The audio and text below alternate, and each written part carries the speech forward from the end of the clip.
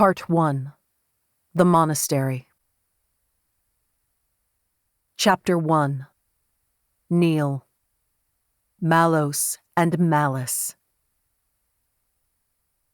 "You wanted to see me, Father?"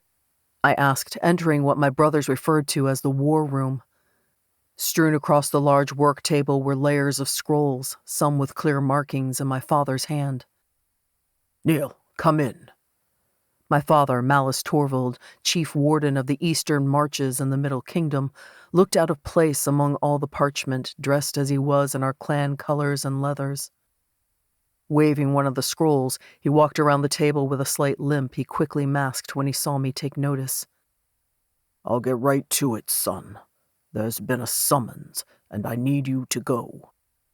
I reached for the scroll he still held tight in his hand and waited for him to reluctantly let it go. Looking at the broken seal, I could just make out the shape of a dragon. "What is this?" I stared at the block letters, each word filling me with dread as I read through it. "The Draconis Monastery? I'm to become a monk?" As the bastard son of one of the last chief wardens, I wasn't held in high regard, especially with my older brothers Rick and Reuben, but I had thought at least my father felt some fondness for me. "It is my understanding that becoming an ordained monk is optional, son. You will be trained in the ways of the Draconis Order." He plucked the scroll out of my stiff fingers, and this time I was reluctant to let it go, wanting instead to toss it into the fire burning in the hearth. "But father—" "Don't but father, boy. I can't send either of your brothers, but the bastard son of a half-traveler is fine to lock away in a prison?" I gasped, realizing I'd said it aloud. The angry look my father gave had me wanting to take a step back, but I stood my ground. Father rounded on me and clapped his hands down on my shoulders, squeezing them in warning. "That's enough." He squeezed again, and I fought to keep from wincing. "I loved your mother.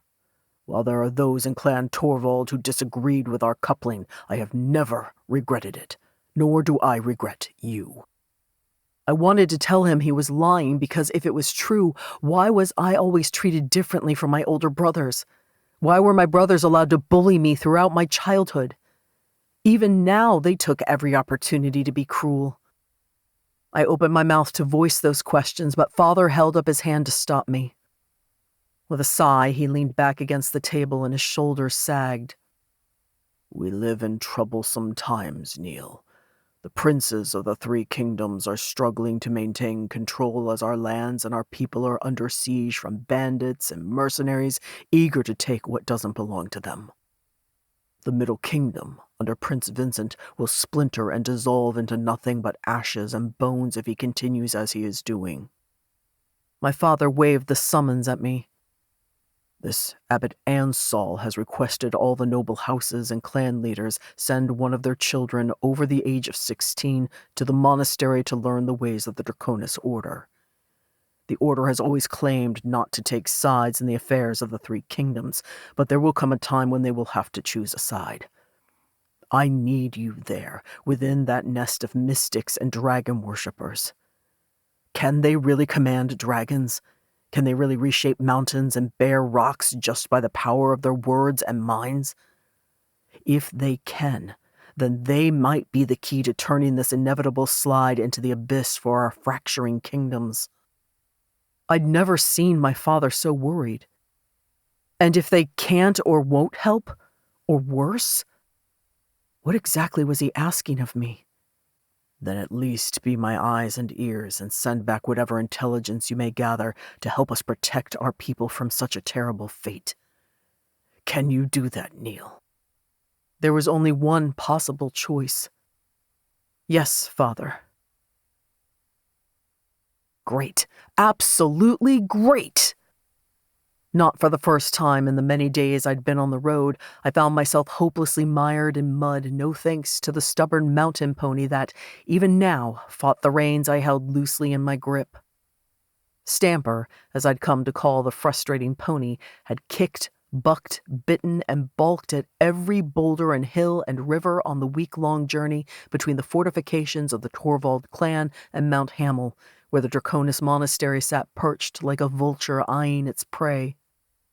The valley I was laboring through was little more than a mountain ravine, tall, rocky walls on either side, dripping with ferns and the constant rivulets of ice melt from the mountain above. Why on earth had I ever decided to come this way? I knew why. Ravines meant water, and I'd hoped to find a pleasant stream with low banks, an easy fjord to cross.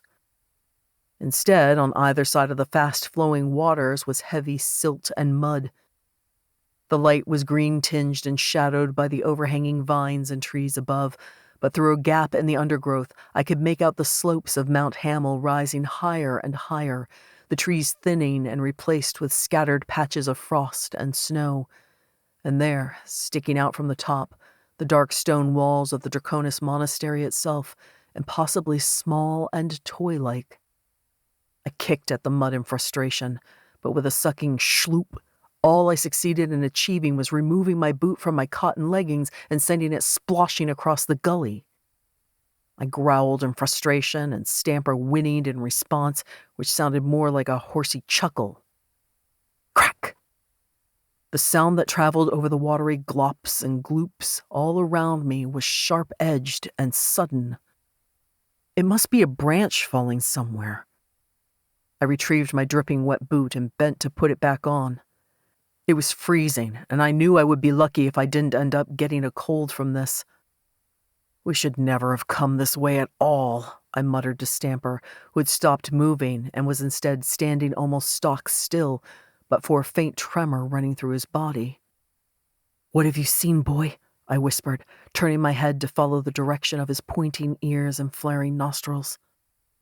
Thump, crack.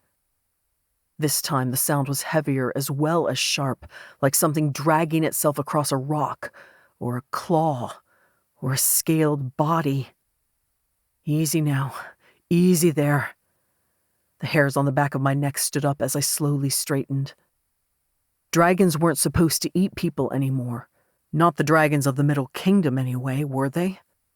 The old queen negotiated with them to stop doing that, and my father had said it was rumored the Draconis monks could control dragons. But so far, every market and crossroads in between the Torvald clan lands and here had been filled with stories of people who had lost sheep, cows, or goats, of distant farmhouses seen burned on the edge of the wilds. What was to stop a hungry dragon from eating a solitary 18-year-old and his horse if it was hungry, no matter what some dead queen or bookish monk had said? My hand moved to my belt for the sword that should be there. Oh no, I'd left it still wrapped and tied beside my saddle, along with the shield, helmet, and anything else I could possibly use to help defend myself. Psst, Stamper! Stamper, come here! I hissed at the rangy pony. Crack, thump! Stamper's eyes rolled white, and he leaped and spun, yanking the reins from my hand as he bolted away from the sound, clattering up the shallower side of the mountain gully as if he hadn't been stuck at all. "Stamper, no!" I shouted, but it was no good. The pony was gone, carrying my saddle, blankets, warm clothes, food, and most important of all, my armaments. If whatever was making that noise was as terrifying as Stamper thought it was, I was going to need my weapons. My heart hammered in my chest as I crouched, bunching my hands in front of me as if to do... What? What was I going to do to a dragon or a bear or whatever was up there? Just keep it together, I tried to tell myself, breathing out through my nose. You are a Torvald. You are strong. After not hearing anything for several long moments, my heart slowed, and I turned to splosh out of the mud, scraping and climbing up the bank in the direction the pony had taken.